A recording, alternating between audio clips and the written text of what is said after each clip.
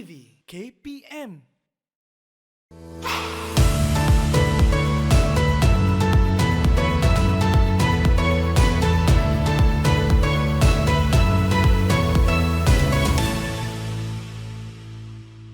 Hai semua, Assalamualaikum, salam sejahtera. Bersama saya Irfan Syami di Didik TV KPM bagi slot Sembang Aktif. Hari ini kita bawakan satu topik perbincangan cukup menarik berkaitan dengan pelibatan murid berkeperluan pendidikan khas ataupun murid MBPK dalam aktiviti core curriculum. Dan pastinya saya tidak akan bersorangan. Kita bersama dengan seorang tamu yang cukup istimewa. Kita persilakan Puan Haja Salmah Jopri, Pengarah Bahagian Pendidikan Khas Kementerian Pendidikan Malaysia KPM. Assalamualaikum Puan Haja Salmah. Waalaikumsalam. Apa khabar? Alhamdulillah. Sihat ya? Sihat. Okey, terima kasih kerana bersama Irfan hari ini untuk berkongsi bagaimanakah pelibatan mereka, murid MPK dalam aktiviti core curriculum, terutamanya di sekolah. Baiklah Puan, tanpa memakan masa kita mulakanlah diskusi kita boleh? Boleh. Kita mulakan dengan bagaimanakah sebenarnya pelibatan murid MPK ni dalam kegiatan core curriculum di sekolah. Adakah wajib ataupun sebaliknya?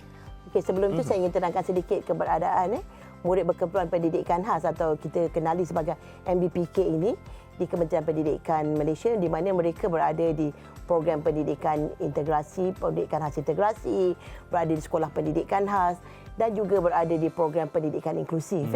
Kalau kita tengokkan bahawa lebih 6,000 sekolah yang mempunyai murid berkeperluan pendidikan 6,000 khas sekolah daripada di Malaysia. 10,000 lebih sekolah yang ada di bawah Kementerian Pendidikan Malaysia ini. Jadi dari segi kegiatan kurikulum ini sama seperti murid-murid di arus perdana memang wajib mengikuti kegiatan kurikulum ini, iaitu di mana ia terlibat dalam 3 bidang lah, iaitu daripada bidang sukan, badan pasukan beruniform dan juga kelab atau persatuan. Jadi macam contoh kalau kita lihat dari segi kelab dan persatuan, di berbagai kelab dan persatuan yang ada di sekolah yang memang kita ada, kadang-kadang kelab persatuan bahasa Melayu dan sebagainya. And dari segi persatuan badan beruniform, selalunya yang biasa kalau kita kaitkan dia ialah dari segi apa yang kita panggil tu pengakap. Betul. Kalau kita panggil scout kan, pengakap. Jadi perkara ini memang tidak asinglah dengan mereka, dan dari segi kegiatan sukan juga kita nampak dah banyak yang menyelah pun sebenarnya. Jadi seperti kejuaraan sukan macam ada acara padang atau acara track, atau dari segi permainan seperti bola sepak. Dan kalau untuk murid berkeperluan pendidikan khas yang mana ketidakupayaan penglihatan, kita ada permainan goalball dan sebagainya. These are something which is saya rasa sangat menariklah untuk murid berkeperluan pendidikan khas tersebut. Ya, itulah sebenarnya Puan maksudnya di sini mereka ataupun murid MPK ni juga wajib untuk turut serta dalam bidang sukan, lagi pasukan beruniform dan juga kelab dan persatuan. Dan tadi Puan kongsikan juga antara kegemaran mereka adalah pengakap. Saya sendiri pun ada pengalaman sebenarnya Puan untuk kita untuk saya melihat bagaimanakah persatuan pengakap yang terlibat oleh murid-murid MPK ni di sekolah mereka. Waktu itu saya pergi ke Putrajaya Puan. Jadi saya boleh lihat sebenarnya mereka ini merupakan bersemangat sebenarnya untuk berkongsi ilmu dalam aktiviti pengakap. Baiklah Puan, saya nak teruskan soalan yang kedua berkaitan dengan pelaksanaan aktiviti. Jadi macam kalau contohnya kan, kalau murid-murid arus perdana ni kita akan ada aktiviti pada hari Rabu betul sebelah petang. Jadi kalau untuk murid MPK ni bagaimana, adakah sama? Dari segi pelaksanaannya sama, cuma dari segi pelaksanaan tu memang dari segi hari Rabu dan sebagainya memang kita ikut. Cuma dari segi pelaksanaan itu ada flexibility dia mengikut keupayaan mereka. Jadi dia akan diubah sesuailah mengikut keupayaan murid-murid tersebut. Dia tak boleh panjang pada masa yang panjang dan sebagainya. Sebab different children dia ada different disability dan ada keperluan tertentu. So guru di sekolah ni memang guru-guru yang memang telah dilatih. Jadi mereka tahu macam mana nak menangani murid-murid tersebut lah. Jadi dia tak ada masalah untuk kita. Jadi kalau kita tengok pun sebenarnya mereka ini sangat aktif. Murid-murid ini sangat aktif dalam kegiatan-kegiatan yang ada lah, dan mereka sangat meminati semua persatuan atau apa-apa yang mereka ceburi lah. Betul Puan. Sebab kalau kita faham ni sebelum ni, kalau untuk murid arus perdana ni Puan, kebiasaannya kita akan masa lebih kurang 2 jam untuk aktiviti kurikulum. Tetapi kalau untuk MBPK ni, kita akan hadkan masanya sedikit supaya mereka lebih fokus, sebab kadang-kadang mereka ni ada masalah dari konsentrasi kan Puan. Jadi kita kena pastikan mereka dalam keadaan yang selesa dan bersedia untuk melakukan aktiviti berkaitan dengan aktiviti kurikulum dan sebagainya. Okey. Seterusnya Puan, kita tanya bagaimanakah MPK yang terlibat pada peringkat sekolah pada awalnya dapat memajukan diri untuk terus pergi ke peringkat kebangsaan misalnya? Okey, sama juga seperti kegiatan-kegiatan kurikulum di arus perdana. Okey, jadi kita ada peringkat bermula, ada pertandingan di peringkat sekolah. Betul, sekolah dulu Puan, yang paling jadi asas. yang berjaya di peringkat sekolah ni boleh mewakili sekolah untuk ke peringkat daerah. Daripada daerah, jadi kalau dia dah chosen, dan dia akan pergi ke peringkat kebangsaan. Dan seterusnya ke peringkat antarabangsa juga. Paling tinggi. Dia antarabangsa. Jadi mereka memang melalui lapisan-lapisan dan tapisan-tapisan tersebut. Dan kalau kita lihat juga, pada masa yang sama apabila melaksanakan kegiatan co-curriculum ini, contohnya sukan yang kita sebutkan sukan, kita juga bekerjasama dengan beberapa badan dan juga kementerian. Contoh Kementerian Belia dan Sukan dan juga di negeri, contoh di negeri dia ada Jabatan Belia dan Sukan Negeri. Yang mana Jabatan Belia dan Sukan Negeri ni dia ada satu program. Kita panggil program iTalent. Jadi iTalent ni dia mencukil bakat murid-murid berkeluar pendidikan hasil ini khusus untuk mereka. Jadi yang mana melepasi sasaran, mereka boleh bertanding di peringkat kebangsaan dan sebagainya. Baik, dari situlah sebenarnya Puan, kita lihat bakat murid-murid MPK ni dari sekolah lagi Puan. Saya nak tanya juga kepada Puan, bagaimana untuk kita galakkan MPK ini untuk terlibat sama dalam aktiviti co-curriculum? Adakah kita berikan suntikan motivasi atau bagaimana Puan? Pada peringkat awal. Okey, dari segi itu memang kita memberi beberapa motivasi kepada mereka, dan actually macam yang saya katakan tadi, benda itu satu adalah memang wajib ikut. Memang wajib ikut, betul? Jadi yang kedua, macam mana kita nak memupuk minat. Jadi guru-guru ni dia mahir. Dia tahu apakah yang diminati oleh murid-murid tersebut. Jadi mana yang mereka ada kekuatan dalam satu bidang. Contoh, jika murid ini mempunyai keupayaan. Contoh saya ambil sukan ni, contoh kalau dia ada keupayaan untuk melontar peluru. Okey. Jadi kita bagi konsentrasi kat situ, ataupun dari segi dari segi larian, acara track dan sebagainya. And then ada juga murid-murid yang memang boleh berpidato, dan ada juga yang mahir dengan kesenian. Mereka ini boleh mengikuti pertandingan-pertandingan di peringkat sekolah, kebangsaan dan negeri. Sebab kalau kita lihat kejayaan mereka ni dah banyak terbukti, sebab bila kita masuk bertanding, kebiasaannya di peringkat sama ada di peringkat terutama di peringkat antarabangsa, mereka ini biasanya dapat emas. Dapat emas Puan. Masya-Allah. Itulah kejayaan mereka. Itu jadi memang sangat kejayaan sangat besarlah untuk murid-murid berkepeluang pendidikan hasil ini. Tidak hanya di pesada dalam lah, di pesada dunia juga. Ya, wow, bukan saja pesada kebangsaan tetapi di pesada antarabangsa Puan. Baiklah, saya nak tanya juga kepada Puan. Mungkin kita boleh lihat dari segi sokongan yang akan diberikan oleh ibu bapa pula Puan. Tadi guru-guru kan. Jadi bagaimana Puan boleh kongsikan kepada ibu bapa ni untuk sentiasa memberikan dukungan kepada anak-anak mereka yang MPK ni untuk terus berjaya dalam aktiviti co-curriculum? Okey, untuk sokongan ibu bapa sangat baik sebenarnya. Kadang-kadang kan kalau ada beberapa pertandingan, sebab bila ada pertandingan, terutama bila mereka anak-anak mereka ni mewakili peringkat kebangsaan ataupun peringkat kebangsaan antar negeri, ibu bapa akan datang untuk memberi sokongan bersama-sama anak mereka. Kadang-kadang mereka draft sendiri pun. Sebab katalah contoh kita bagi contoh, murid itu katalah daripada mewakili kebangsaan. Budak tu datang daripada Johor. Katalah pertandingan itu dia adakan di Kuala Lumpur. Jauh tu Puan. Memang. Selalunya ibu bapa juga datang untuk memberi sokongan kepada anak mereka. Semata-mata untuk bagi anak-anak mereka ni. Memang ada ramai saya tengok kan. Memang nanti kalau kita tengok dekat kejohanan-kejohanan tersebut, dipanggil kita di dekat stadium tu, kita nampak ibu bapa memang berada untuk memberi sokongan kepada anak-anak mereka. Dan sekolah juga mempunyai hubungan yang baik dengan parents ini sebenarnya. Itu yang penting Puan. Sebab kita tahu kejayaan seseorang itu bukan hanya usaha satu pihak.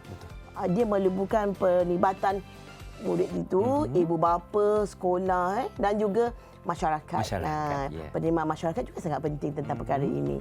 Jadi kalau kita lihat, sokongan ini juga telah menyuntik semangat untuk anak-anak ini, untuk murid-murid berkepeluang pendidikan ini terus maju dan berjaya dalam bidang mereka. Itulah sebenarnya Puan kan. Ramai pihak perlu menggambling tenaga Puan, memberikan semangat kepada murid-murid semua untuk terlibat lagi dalam aktiviti kurikulum, misalnya sukan, badan uniform dan juga kelab dan persatuan, dan inilah yang akan memacu kejayaan mereka pada masa yang akan datang. Terima kasih Puan. Jadi kita akan berhenti berehat seketika, teruskan bersama kami dalam Sembang Aktif di TV KPM selepas ini.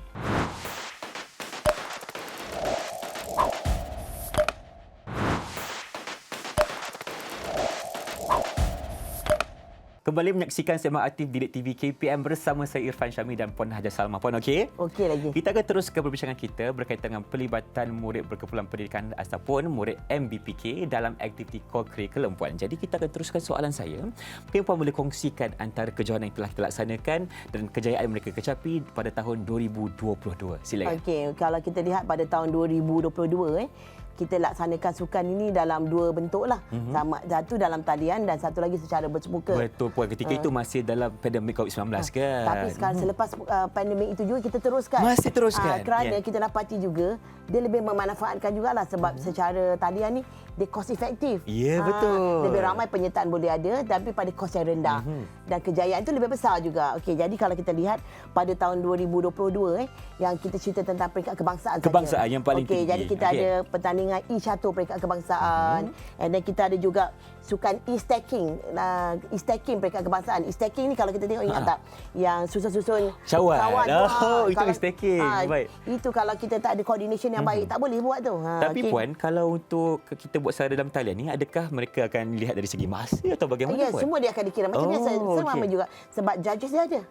Okey. Baik. Kemudian dari segi inilam ini adalah satu program bacaan. Yes, betul. Dan juga imam habah. Imam. Sebab kita tak boleh hanya dunia saja. Akhirnya Betul. kita Masya Allah. Dunia daripada kita segi kena jaga. juga. Betul. Dan kemudian dan kita juga ada pertandingan merentah desa pada tahun 2022 ini.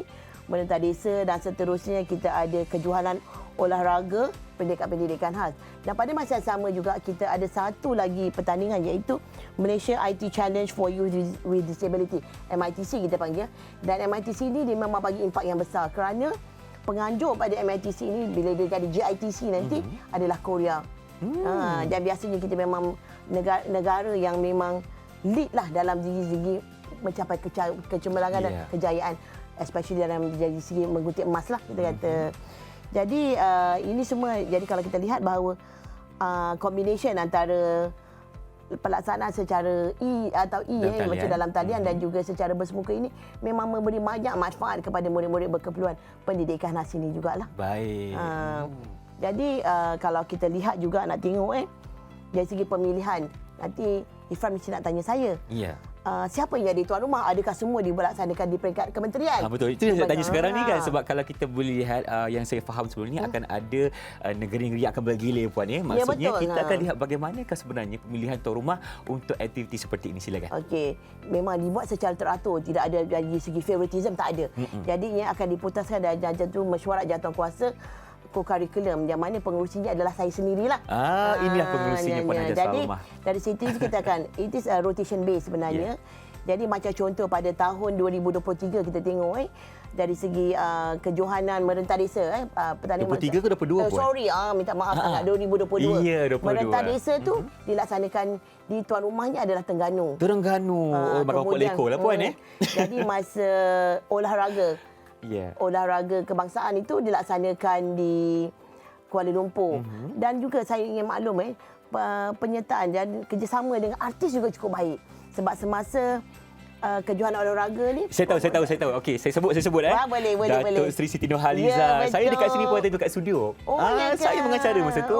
Ya. Tapi memang menarik. Memang sangat menarik. Jadi itu sebabnya macam saya kata. Betul. Motivasi itu juga datang daripada masyarakat kan. Jadi kita pun bersyukurlah atas penyertaan itu. Dan kalau kita tengok juga dari segi MITC tadi yang saya nyatakan yang memberi impak besar kepada murid kita ini di tuan rumahnya adalah Negeri Melaka. Jadi perkara ini memang sentiasa diteruskan. Jadi pada tahun ini juga kita akan meneruskan proses dan modus operandi yang sama dari segi pemilihan, dari segi pelaksanaan dan sebagainya. Ya, sepatutnya Puan, memang itulah kita patut buat untuk kita memberikan ruang dan peluang kepada setiap negeri untuk mengelola aktiviti seperti ini Puan supaya kita boleh rasakan pengalaman yang berbeza di setiap negeri kan. Mungkin Puan boleh kongsikan lagi di sini macam kalau Kedah kita buat apa, Selangor kita boleh kongsikan. Okey, kalau macam kita tengok kalau Kedah tu dia melaksanakan dari segi e-catur. Ya. E-catur, pertandingan e-catur, and then untuk Selangor pada tahun 2022 tu dia buat e-stacking. Susun cawan. Susun cawan. Orang fikir senang susun cawan. Tetapi kalau kita yang biasa ni buat pun memang tak boleh lepas sebab dia ada masa, kiraan masanya tertentu. Jadi perkara ini sangat. In fact kan sekarang bukan hanya dilaksanakan di peringkat pendidikan saja. Di arus pedanya juga sudah mula ada pertandingan-pertandingan sebegini kita dilaksanakan. anjurkan juga. Murid harus perdana juga ada mengikuti. Jadi perkara yang sangat baiklah, macam contoh di Sarawak, dia jadi tuan rumah untuk inilah. Bayangkan ni kalau kita tak ada secara talian, kita nak bawa murid-murid ini ke Sarawak, kos dia sangat tinggi. Yeah. Tetapi dalam Italian ini, dia memang menjimatkan kos, tapi program itu dapat dilaksanakan dengan baik. Masih peringkat kebangsaan? Masih peringkat kebangsaan dan dapat dilaksanakan dengan baik. Dan dari jumlah penyertaan, contoh kalau misalnya kita perlu bersemuka, mungkin numbers of children yang kita boleh bawa itu sedikit berbanding kalau dalam talian. Penyertaan itu lebih besar. Yang terbaik sekali saya tengok ialah dari segi MITC lah. Sebab bila dilaksanakan masa pemilihan itu dalam talian, lebih ramai murid dapat menyertai tersebut. Ya, itulah sebenarnya Puan kan, untuk kita sama-sama memberikan keseronokan dan pengalaman yang berbeza kepada murid-murid MPK untuk berkongsi ilmu yang mereka ada, Puan. Okey, kita teruskan dengan soalan yang berikutnya. Mungkin Puan boleh kongsikan antara langkah seterusnya bagi MBPK yang berjaya dalam kejohanan di peringkat kebangsaan. Mungkin mereka akan dibawa terus ke peringkat antarabangsa ataupun bagaimana? Wah, yang ini sangat menarik soalan ini. Sebab kita tengok sebelum tu kita tengok Ziad Datuk Latif Romli. Ini adalah mereka yang lahir daripada ikon-ikon yang lahir daripada sistem pendidikan khas kita. Jadi mereka telah berada di persada antarabangsa kan. Jadi bagi murid-murid yang telah berjaya di peringkat kebangsaan dan telah melaksanakan satu proses pemilihan yang sangat ketat, maka mereka boleh menyertai program-program di peringkat antarabangsa. Dan kita juga berhubung rapat selain daripada Kementerian Belia dan Sukan, kita berhubung rapat dengan MSN, Anjang Majlis Paralimpik Malaysia dan sebagainya, dan juga dari Satuan Kejohanan Sukan untuk orang pekak. Sebab kita kena ingat orang pekak dia panggil DAF ni, dia ada satu kejohanan dia tersendiri. Jadi kalau kita lihat ada ramai antaranya pada tahun 2022 ni ada murid-murid kita yang telah terpilih untuk ke Global IT Challenge yang telah dilaksanakan di tuan rumahnya adalah Korea. Annyeonghaseyo. Annyeong. Kan? Yeah. Kemudian ada juga World Sports Taekwondo Championship, and then first DAF SEA Games. Macam kalau misalnya dari segi kejuaraan olahraga, definitely lah mereka terpaksa pergi secara bersemuka. Jadi contoh macam kita menang di Jakarta. Kita telah dapat emas kan. Cuma kejuaraan DAF untuk badminton kita buat di mana, tak silap saya di Brazil ke. Jadi kita dapat perak. Tapi memang masih lagi dapat nombor antara 1, 2 dan 3 tu memang kita tidak terkecuali lah. Betul. Kita akan cuba dapat yang terbaik, Puan. Ya betul, memang. Sebab kita punya misi untuk dapat yang terbaik. Dapatkan kemenangan. Menjadi yang terbaik. Baik, Puan. Itu dari segi pelibatan, maksudnya selepas mereka memenangi kejohanan di peringkat kebangsaan, kita akan beri juga peluang kepada mereka untuk menempa nama di peringkat ataupun di persada antarabangsa, Puan. Jadi mungkin Puan boleh syorkan kepada murid ataupun MPK di luar sana ni untuk terus menempa nama kejayaan dalam bidang co-curriculum. Silakan. Okey, saya memang berpandangan bahawa kurikulum ini memang sangat penting. Co-curriculum ini memang sangat penting di samping kurikulum yang ada lah. Sebab kegiatan co-curriculum ini apabila dilaksanakan dengan serius, terutama kalau kita daripada segi bidang sukan dan kesenian. Sebab kalau kita tengok juga, murid-murid kita juga berjaya telah menempa nama dan mendapat tempat emas pertama apabila ada Festival Asia, Festival Seni di Australia. Hebatnya, Puan. Contohnya saya bagi satu contoh, ada orang banyak lagi yang telah mereka berjaya. Jadi mereka mungkin boleh menjadi penyanyi. Contoh kita ada satu Baskers tu kan yang betul. Dia telah berjaya menjadikan seni itu sebagai kerjaya. Jadi kemudian kita lihat juga yang seperti kita sebut tadi bahawa seperti Datuk Romli dan juga Ziad kan. Juga mereka telah membina kerjaya dalam bidang sukan.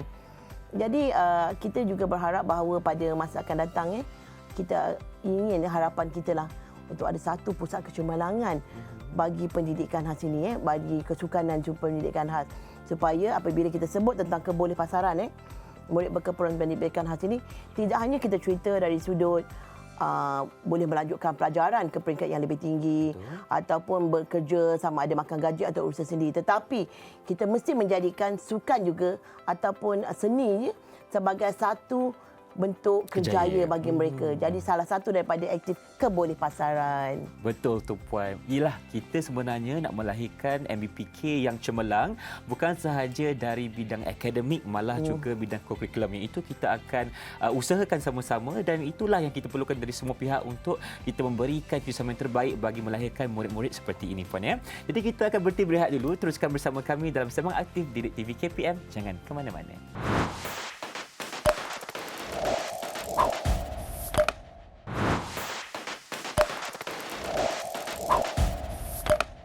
Bersama kami dalam Sembang Aktif Didik TV KPM, saya Irfan Syamil bersama dengan Puan Hajar Salmah di sini menemani saya untuk kita lihat kepada pelibatan murid berkeperluan pendidikan khas ataupun MBPK dalam aktiviti core curriculum. Puan, saya sebenarnya tertarik dengan penjelasan Puan berkaitan dengan program Malaysia IT Challenge for Youth with Disabilities ataupun MITC ini. Boleh Puan jelaskan sedikit berkaitan dengan program ini Puan?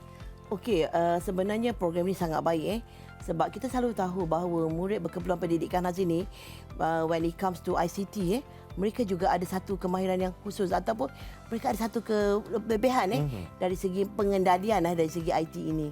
Jadi kita telah pun terlibat dengan GITC sebenarnya. GITC ini ialah Global IT Challenge for Youth with Disabilities. Peringkat antarabangsa. Peringkat antarabangsa yang dianjurkan oleh Korea, Republik Korea. Jadi bila sebelum kita hantar ke sana, kita juga kena ada pemilihan daripada peringkat kita. Kita tak bolehlah hantar sesiapa sahaja. Jadi kita telah train mereka, memberi pendedahan yang baik, memberi latihan yang secukupnya supaya mereka akan bersedia untuk bertanding pada peringkat antarabangsa. Jadi apakah bidang-bidang atau area yang dipertandingkan di GITC itu ialah seperti e-content, e-creative smart car, e-creative internet of things, and then e-tool dan juga e-life map. Yeah. So perkara-perkara ini akan didedahkan kepada murid-murid MBPK ini sebelum mereka bertanding di peringkat antarabangsa. Jadi bila mereka di MITC itu Malaysia punya peringkat. Okey. Jadi yang berjaya ini akan dihantar ke Korea untuk bertanding. Sebenarnya kadang-kadang Korea ni pada sebelum kita cerita sebelum pandemik dulu akan diadakan even though the host is Korea daripada negara Korea, tapi akan diadakan kadang-kadang pernah diadakan di India, di pelbagai negeri lah, jadi di China dan ada sebagainya. rotasinya Puan. Di peringkat mereka lah, yang itu mereka punya. Dan pada tahun 2023 dia akan dipertandingkan di Abu Dhabi. Abu Dhabi Puan. Wah, jadi boleh ajak saya sekali. InsyaAllah. Okey. Tapi belanja sendiri. Okey. Okey, baik. Okey, kemudian kita lihat bahawa kalau secara bersemuka sebelum itu secara bersemuka semua perbelanjaan ditaja oleh pihak di Republik Korea lah, ditaja oleh mereka. Tetapi pada tahun 2022 itu kita lihat bahawa dilaksanakan secara online kerana ada lagi masih lagi ada restriction untuk keluar negeri dan sebagainya.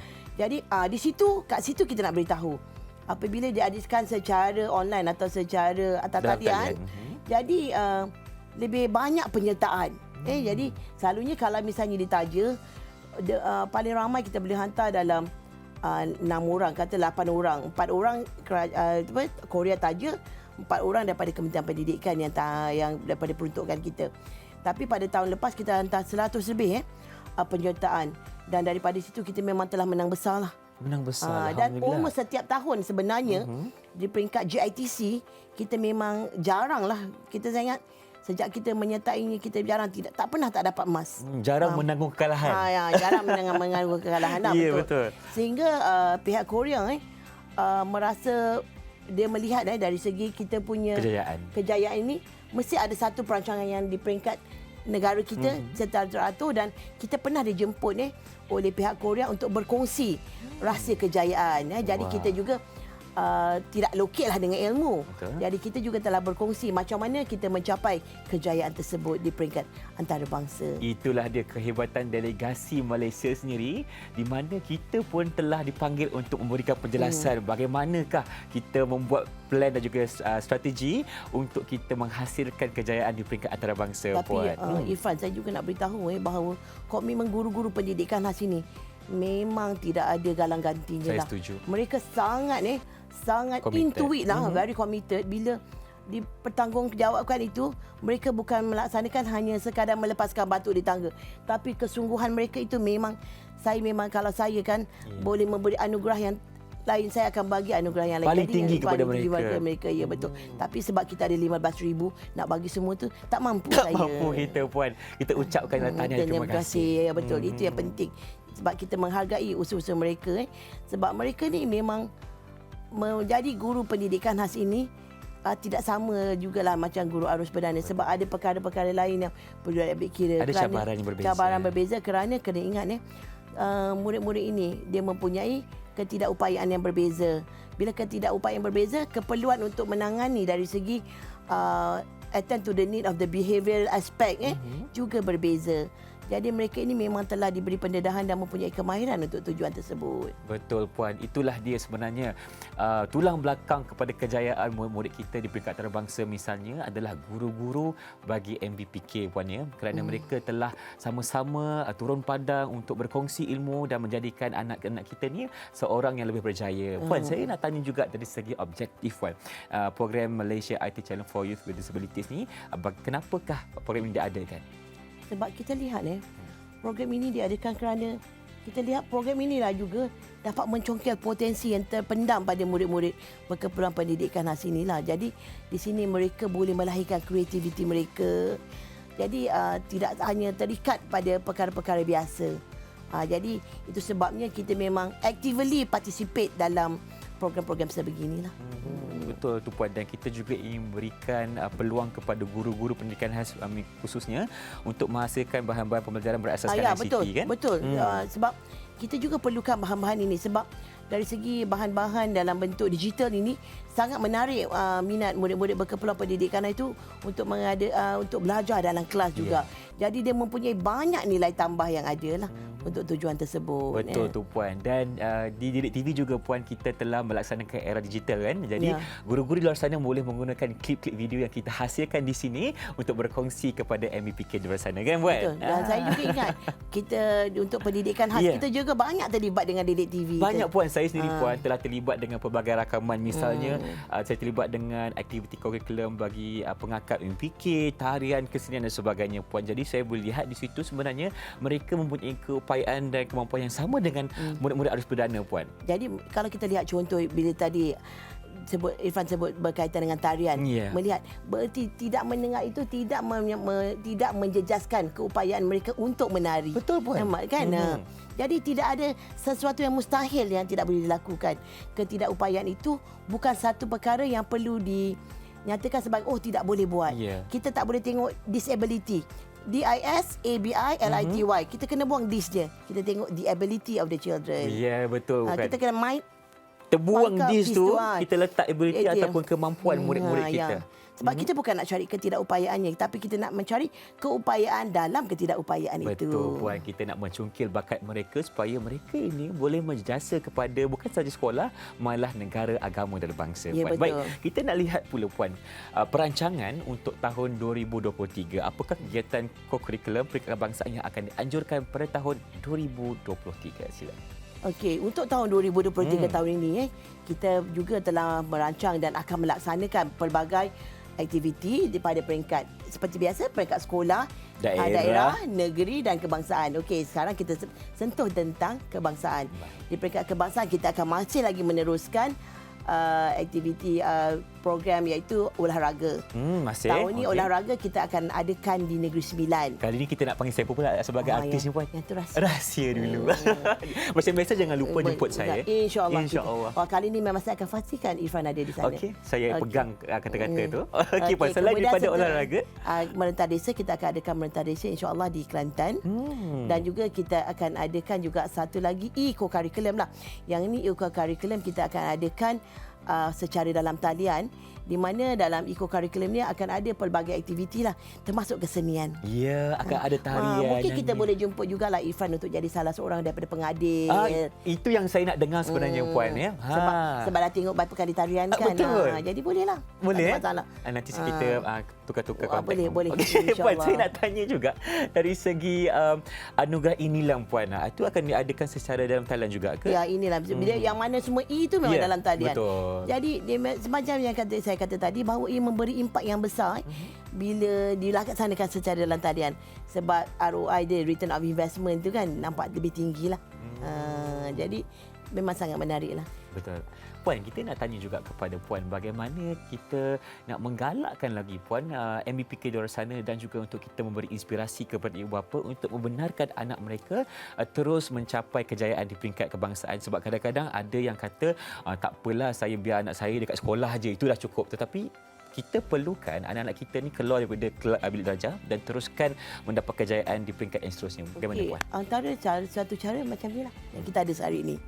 Jadi kita akan galakkan ibu bapa, kita akan war-warkan kepada sekolah dan kita punya counterpart ni supaya melihat bahawa inilah rancangan yang ada. Kita telah terangkan tadi banyak program-program aktiviti. Jadi akan membuka mata ibu bapa untuk memastikan bahawa anak mereka juga selain daripada berjaya dalam dari segi akademik juga terlibat secara aktif dalam bidang kokurikulum ini. Jadi untuk melaksanakan tersebut kita juga akan minta pihak sekolah. Biasanya pihak sekolah bila ada kegiatan-kegiatan kokurikulum biasanya juga akan dilibatkan dengan ibu bapa dan sebagainya lah.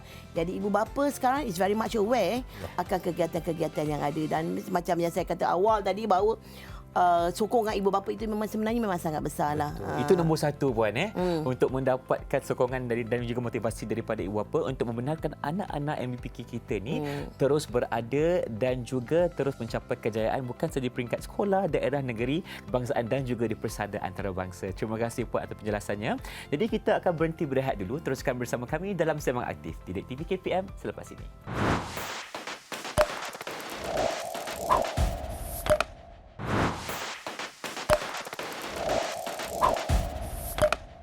Inilah dia Sembang Aktif di TV KPM bersama saya pengacara anda Irfan Syahmi dan Puan Haja Salmah di sini. Puan, masih okey? Masih okey sebab kita cerita kokurikulum mestilah masih okey. Mestilah masih okey. Puan, kita nak teruskan persoalan saya hari ini berkaitan dengan kejayaan yang kita telah tempa di peringkat antarabangsa pada tahun 2022 yang melibatkan MBPK.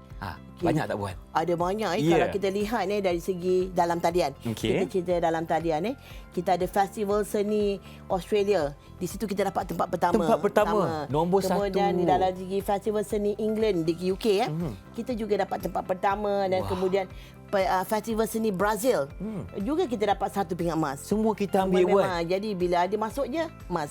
Masuk je emas. Jadi pada juga kalau kita tengok tahun lepas pada tahun 2022 juga kita lihat ada Global IT Challenge GITC tadi kita dapat 5 emas, 5 pingat emas, 7 pingat perak dan 1 pingat gangsa. Dah macam pingat Olimpik. Ya betul, dia macam Olimpik jugalah, setara saya rasa.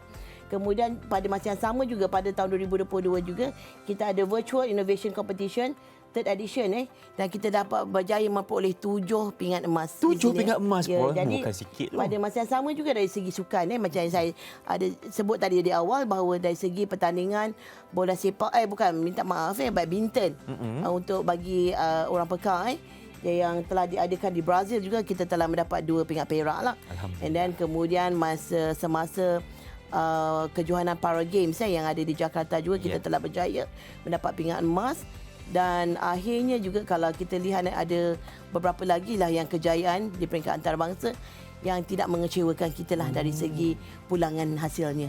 Betul Puan, dan itulah di kejayaan yang telah kita tempa sebelum ini Puan yang melibatkan murid-murid MBPK. Puan, kita nak lihat kepada kerjasama pula Puan. Saya pasti dan percaya kejayaan mereka ini bukan berpihak kepada satu perkara sahaja. Jadi kita akan lihat juga bagaimana kerjasama yang terjadi di antara Kementerian Pendidikan Malaysia dan juga pihak luar yang telah bersama-sama menaikkan nama Malaysia di peringkat dunia. Okey, jadi bila kita cerita kerjasama tadi kita akan kerjasama kita dengan pihak luar. Kerjasama kita antara agensi dalam Kementerian Pendidikan itu sendiri. Contohnya kalau tadi kita sentiasa lihat tentang guru-guru pendidikan di sekolah pendidikan di program pendidikan integrasi, di program pendidikan inklusif. Kita juga ada MBPK ini yang berada yang melanjutkan pelajaran mereka juga di KV College Vocational. Saya rasa Irfan pun sangat mahir dengan College Vocational ini. Jadi di situ juga kita ada murid-murid berkepeluang pendidikan di sini. Jadi mereka atas sokongan dan dukungan mereka juga murid-murid MBPK yang berada di tempat mereka itu telah menempa kejayaan. Antaranya yang tadi saya kata festival seni dan sebagainya itu adalah murid-murid kita yang berada di KV sebenarnya yang telah dilatih oleh guru-guru arus perdana. Oh, baik. Guru Al-Padani memberi komitmen yang sangat tinggi bagi memastikan kejayaan murid-murid berkeperluan pendidikan khas ini. Bererti berlaku satu inklusiviti dalam pendidikan. Semua sekali, Tidak Puan. dinafikan hak mereka untuk berjaya. Jadi di sini jelas menunjukkan bahawa MBPK ini tidak dipinggirkan. Jadi itu daripada segi dalaman, dan di samping itu juga kita ada hubungan yang baik juga dengan bahagian seni dan sebagainya lah. Kalau saya sebut ada banyak kan? dalam tu. Jadi yang dua ni, jadi saya harap yang lain tak kecil hatilah sebab saya tak sebut. Kemudian kalau kita lihat dari segi dengan agensi luar, macam tadi kita kata juga antaranya dengan KBS, Kementerian Belia dan Sukan. And then kita ada MAB, Malaysia Association for the Blind, yang mana dia memang menjurus kepada kegiatan dari segi kita panggil goal ball. Goal ball. Dan juga pertandingan bola sepak orang buta. Jadi perkara ini juga memang dititik beratkan, dan juga macam kita kata contoh sukan Persatuan Sukan Orang Pelakak Malaysia. Itu sebab bila kita cerita tentang orang pelakak ni, dia ada sukan-sukan mereka tersendiri.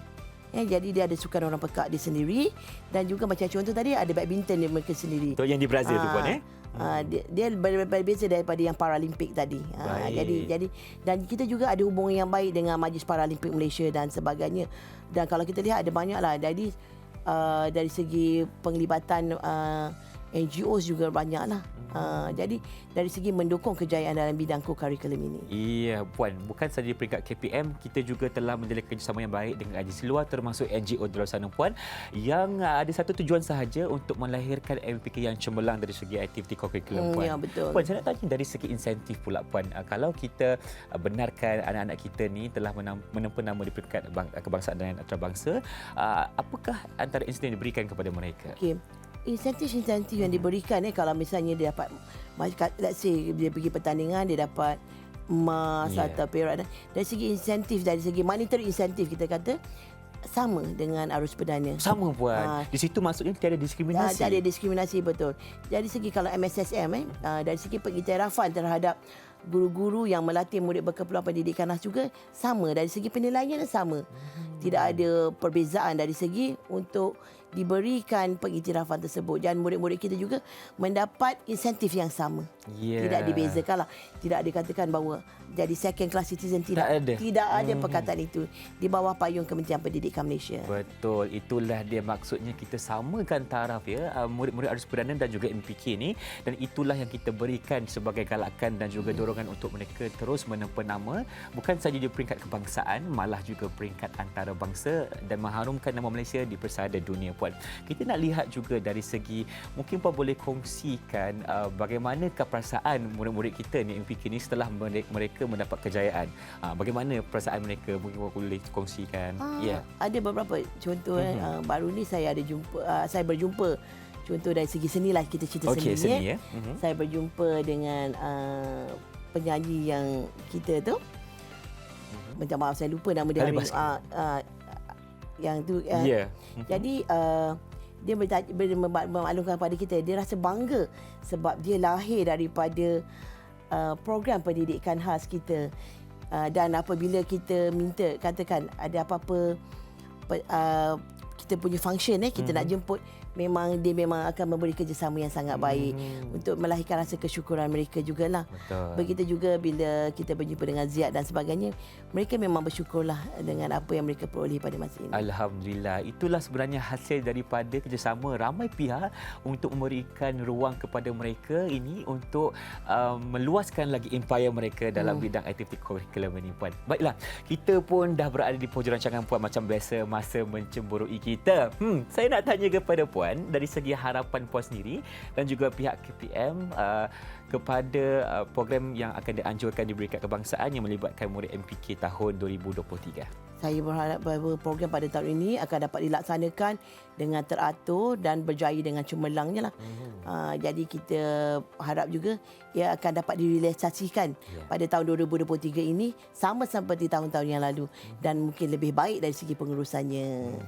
Itulah harapan Puan. Sedikit lagi, Puan, mungkin Puan boleh kongsikan saranan Puan kepada MBPK di luar sana dan ibu bapa untuk terus membenarkan anak mereka cuba menceburkan diri dalam bidang aktiviti co-curriculum ini. Silakan. Okey, saya nak beritahu bahawa sebelum mereka boleh menceburkan diri dalam bidang co-curriculum ini, kita minta kepada semua ibu bapa untuk tidak menafikan hak anak-anak ini mendapat pendidikan di sekolah. Apabila mereka berada di bawah payung Kementerian Pendidikan khas, bawah payung Kementerian Pendidikan Malaysia. Ya, betul. Jadi mereka boleh menyertai apa-apa je aktiviti yang ada yang telah ditawarkan di bawah Kementerian Pendidikan. Dari segi macam kita kata tadi, dari segi kurikulum dan juga aktiviti co-kurikulumnya. Itulah Puan, kita tidak akan benarkan sebarang bentuk diskriminasi Puan terhadap MPK kita sebab kita layan sama rata Puan. Okey, dengan itu saya mengucapkan terima kasih banyak-banyak kepada Puan Haja Salma Jopri, Pengarah Bahagian Pendidikan Khas Kementerian Pendidikan Malaysia, kerana berkongsi kepada kita berkaitan dengan pelibatan murid berkeperluan pendidikan khas dalam aktiviti co-kurikulum, dan kita mengharapkan perkongsian ini dapat memberikan manfaat kepada semua yang menonton. InsyaAllah kita berjumpa lagi dalam Sembang Aktif. Assalamualaikum dan salam sejahtera.